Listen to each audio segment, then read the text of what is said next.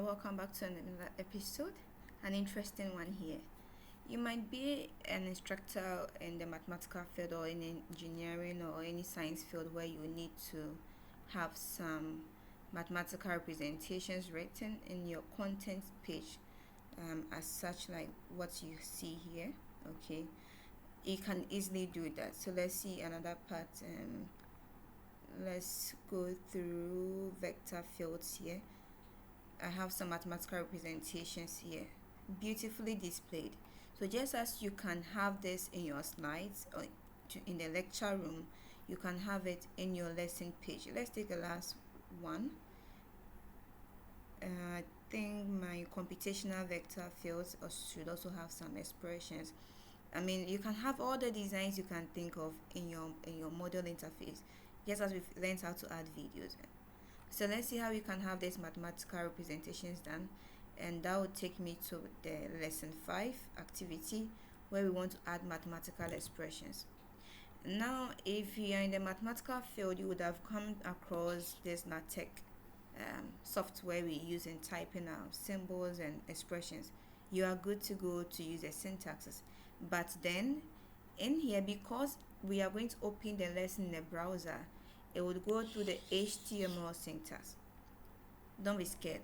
This means that you realize that in LaTeX, if I want to write an expression, I need this $sign.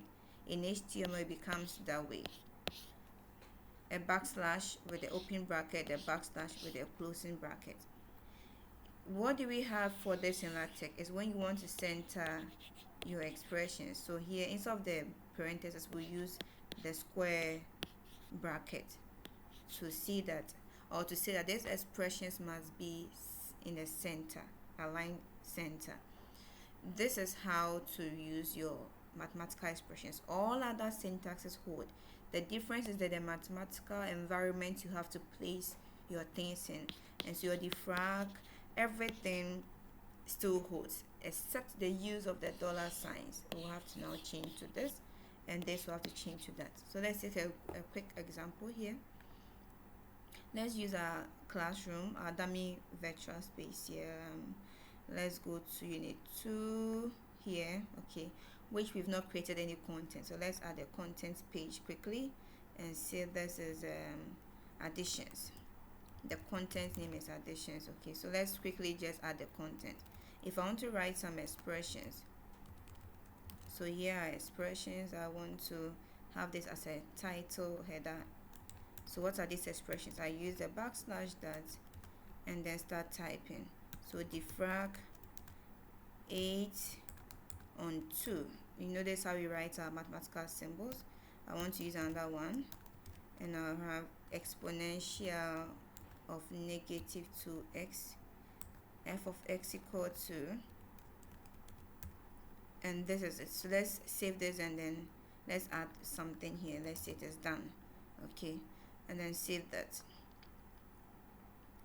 But then we can view whatever we had in this by using this icon. So it says expressions. It's still loading. That is as simple as that. These are the expressions you have. The difference is instead of the $sign, we use the parentheses. Now let's use a square and then see if we can center. So I can edit page from here. Okay, so I'm going to, my network is a bit slow, so forgive me. So let's say I'm going to center this now. 2 plus 2 equal to 4, 4x. And I'm going to say find x, or compute the following. Compute the following expression.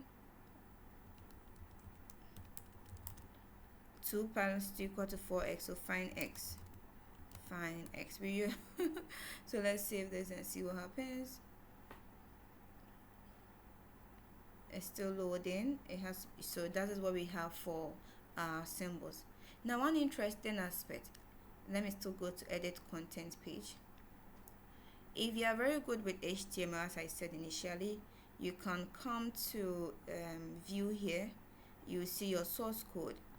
In this source code, you can type your HTML syntax. So you know, piece, a paragraph. I can start typing anything I want in here straight up before I even save. I can add a horizontal rule.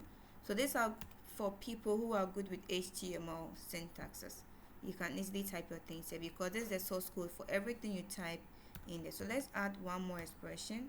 Don't forget it's open and close. Okay, so f of x y is equal to sine x plus t to subscript t plus some limit as x approaches a.